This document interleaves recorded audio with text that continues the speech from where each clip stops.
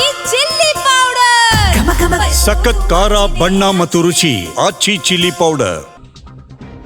ತರಾತುರಿಯಲ್ಲಿ ವಲಸಿಗರಿಗೆ ಮನೆ ಹಂಚಿಕೆಗೆ ಜಮೀರ್ ಮುಂದಾದ್ರ ಅವರೆಲ್ಲ ಬಿಟ್ಟು ನಿಂತವ್ರು ಏನ್ ಮಾಡಕ್ಕಾಗತ್ತೆ? ಈಗ ಬೇಗ ಬೇಗ ಮನೆ ಕೊಡಿ ಅಂತ ಅಧಿಕಾರಿಗಳ ಮೇಲೆ ಒತ್ತಡ ಆರೋಪ ಅಂತೆ. ಮಾಜಿ ಸಚಿವ ಅಶ್ವತ್ಥ ನಾರಾಯಣ ಅವರು ಈ ಗಂಭೀರ ಆರೋಪವನ್ನ ಮಾಡ್ತಾ ಇದ್ದಾರೆ. ವಲಸಿಗರ ಬಳಿ ದಾಖಲೆಗಳೇ ಇಲ್ಲ, ಜನ್ಮ ದಿನಾಂಕದ ದಾಖಲೆಗಳು ಕೂಡ ಇಲ್ಲ. ಹೆಂಗ್ ಕೊಡ್ತಾರೆ? ಯಾವ ನಿಯಮವೂ ಇಲ್ಲ, ದಾಖಲೆನೂ ಇಲ್ಲ. ಅಲ್ಲಿಂದ ಬಂದಿರುವಂತ ನೋಡಿ, ಅಲ್ಲಿ ನಾನು ಹೇಳ್ತಾ ಇದ್ದೆ, ಬಾಂಗ್ಲಾ ಮೂಲದವರು. ಎಕ್ಸಾಕ್ಟ್ಲಿ ಇದೇ ಅನುಮಾನ ಇರೋದಲ್ಲಿ. 13.23 ಲಕ್ಷ ಕಟ್ಟಬೇಕು ಯೋಜನೆಗೆ, ಈಗ 11.2 ಲಕ್ಷ ಅಂತ ಸರ್ಕಾರ ಹೇಳ್ತಾ ಇರೋದು ಯಾಕೆ? ಸರ್ಕಾರಕ್ಕೆ ಪ್ರಶ್ನೆಯನ್ನ ಅಶ್ವತ್ಥ ನಾರಾಯಣ ಕೇಳಿದ್ದಾರೆ. ಇದೇನಾದ್ರೂ ಮಾಡಿದ್ರೆ ಸರ್ಕಾರದ ವಿರುದ್ಧವಾಗಿ ಜನ ದಂಗೆ ಹೇಳ್ತಾರೆ. ನಿಜ ಹೇಳ್ತೀನಿ ಕೇಳಿ.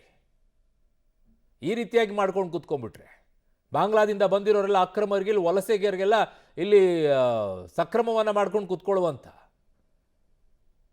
ಅವ್ರು ಮುಸ್ಲಿಮರು ಅನ್ನೋ ಕಾರಣಕ್ಕೋಸ್ಕರ, ನಿಮ್ಮ ವೋಟರ್ಸ್ ಅನ್ನೋ ಕಾರಣಕ್ಕೋಸ್ಕರ ಯಾವ ಹಂತಕ್ಕೆ ಬೇಕಾದ್ರೂ ಹೋಗ್ತೀರಾ ನೀವೆಲ್ಲ? ಅಶ್ವತ್ಥ ನಾರಾಯಣ ಅವರು ಮಾತಾಡಿದ್ದಾರೆ, ಕೇಳಿಸ್ಕೊಳ್ಳೋಣ. ಮುಖ್ಯವಾಗಿ ನಮ್ಮ ಬೆಂಗಳೂರು ಕರ್ನಾಟಕವನ್ನು ಬಾಂಗ್ಲಾದೇಶಿಯರಿಂದ ಮುಕ್ತ ಮಾಡಿ ಅಂತ ಕೇಳ್ಕೊತೀನಿ. ಬಾಂಗ್ಲಾದೇಶಿಯರು ಬಂದು ಇಲ್ಲಿ ನೆಲೆ ಊರಿ ನಮಗೆ ಭದ್ರತೆಗೂ ಆತಂಕ ಇರುವಂಥದ್ದಿದೆ. ಇವತ್ತು ಇವ್ರಿಗೆ ಅವರು ಬಾಂಗ್ಲಾದೇಶಿಯರು ಅನ್ನೋದು ಭಾಳ ಸ್ಪಷ್ಟವಾಗಿ ವ್ಯಕ್ತವಾಗ್ತಿದೆ. ನಾವು ಕೋಗಿಲು ಕ್ರಾಸಿಗೆ, ಕೋಗಿಲು ಏನು ಒಂದು ಲೇಔಟಿನ ಅಲ್ಲಿ ಏನು ಫಕೀರ್ ಬಡಾವಣೆ ಮತ್ತು ವಸೀಂ ನಗರ ಇಲ್ಲಿ ಹೋದಾಗ ನಾವೇನು ನೋಡಿದ್ದು, ಆ ಚೆಕ್ ಲಿಸ್ಟ್ ನೀವು ನೋಡಬೇಕಿತ್ತು. ಚೆಕ್ ಲಿಸ್ಟಲ್ಲಿ ಏನೇನೋ ಚೆಕ್ ಲಿಸ್ಟ್ ಕೇಳಿದ್ರು, ಅದರಲ್ಲಿ ಬರ್ತ್ ಸರ್ಟಿಫಿಕೇಟೇ ಕೇಳಿಲ್ಲ. ಏನೊಂದು ಜಿಲ್ಲಾಧಿಕಾರಿಗಳೂ ಅವರ ಒಂದು ಪಟ್ಟಿ ಮಾಡಿ ಕೊಡಬೇಕು, ಯಾರಿಗೆ ಎವಿಕ್ಷನ್ ಆಗಿದೆ, ತೆರವುಗೊಳಿಸಿದ್ದಾರೆ, ಅಲ್ಲಿ ಕೋಗಿಲಿಂದ ತೆರವುಗೊಳಿಸಿದ್ದಾರೆ, ವಸತಿ ಮಾಡಿದಂಥ ವ್ಯಕ್ತಿಗಳನ್ನು ತೆರವುಗೊಳಿಸಿರೋಂಥ ಪಟ್ಟಿ ಅವ್ರು ತಯಾರು ಮಾಡೋಕ್ಕಾಗ್ತಿಲ್ಲ. ಯಾಕೆಂದರೆ ಏನಾರು ಒಂದು ದಾಖಲೆ ಬೇಕಲ್ಲ, ಸರಿಯಾಗಿರೋಂಥ ದಾಖಲೆ. ಈ ದಾಖಲೆಗಳೆಲ್ಲ ಅವರಿಗೆ ಲಭ್ಯತೆಯೂ ಆಗ್ತಿಲ್ಲ. ಹಾಗಾಗಿ ಇವತ್ತು ಇಲ್ಲಿ ಸರ್ಕಾರ ನಡೆಸೋಂಥ ಮಂತ್ರಿಗಳು, ಮುಖ್ಯಮಂತ್ರಿಗಳು ಕಾನೂನಿನ ಹೊರಗನೆ ಇಲ್ಲದೆ, ಯಾಕೆಂದರೆ ಅಧಿಕಾರಿಗಳು. ನನ್ನ ಸಹೋದ್ಯೋಗಿ ಈಗ ಪೊಲಿಟಿಕಲ್ ಬ್ಯೂರೋಯಿಂದ ಮಸೂದ್ ನನ್ನ ಸಂಪರ್ಕಕ್ಕೆ ಸಿಗ್ತಾ ಇದ್ದಾರೆ. ಮಸೂದ್, ಯಾಕೆ ಇಷ್ಟೊಂದು ಆಸಕ್ತಿ ಸರ್ಕಾರಕ್ಕೆ ಇಲ್ಲಿರುವಂತಹ ನಿವಾಸಿಗಳಿಗೆ ಕೊಡೋಕೆ, ಮನೆ ಕಟ್ಕೊಡೋಕೆ?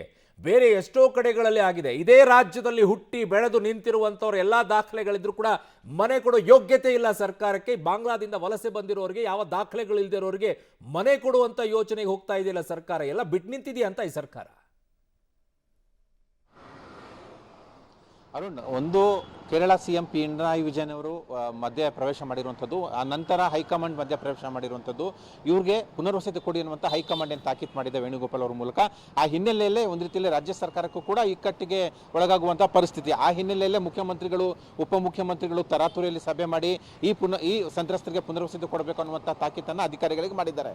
ಈಗಾಗಲೇ 3-4 ದಿನ ಆಯಿತು ಸಭೆ ಮಾಡಿ. ಆದರೆ 1ನೇ ತಾರೀಕು ಮನೆಗಳನ್ನ ಹಂಚಿಕೆ ಮಾಡ್ತೀವಿ ಅನ್ನುವಂಥ ಮಾತನ್ನು ಹೇಳಿದರು.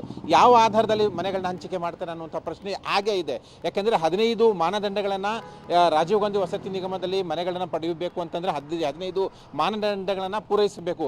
ಆ 15 ಮಾನದಂಡಗಳಿಗೆ ಅರ್ಹರಾಗಿರಬೇಕು ಫಲಾನುಭವಿಗಳು. ಜೊತೆಗೆ ಈ ಹಿಂದೆ ಸಾಕಷ್ಟು ಜನ, ಒಂದು 6-7 ವರ್ಷಗಳಿಂದಲೂ ಕೂಡ ಸಾವಿರಾರು ಜನ ಅರ್ಜಿ ಹಾಕ್ಕೊಂಡು ಡೌನ್ ಪೇಮೆಂಟ್ ಕಟ್ಕೊಂಡು ಕಾಯ್ತಾ ಇದ್ದಾರೆ. ಅವ್ರಿಗೆ ಇನ್ನೂ ಕೊಟ್ಟಿಲ್ಲ. ನಿನ್ನೆ ಪ್ರತಿಭಟನೆ 100 ಜನ ಮಾಡಿದ್ದಾರೆ ಫಲಾನುಭವಿಗಳು. ಮೊದಲು ನಮಗೆ ಕೊಡಿ, ಆನಂತರ ಅವ್ರಿಗೆ ಕೊಡಿ, ಮಧ್ಯೆ ಬಂದಿರೋರಿಗೆ ಯಾಕೆ ಕೊಡ್ತಾ ಇದ್ದೀರಂತ.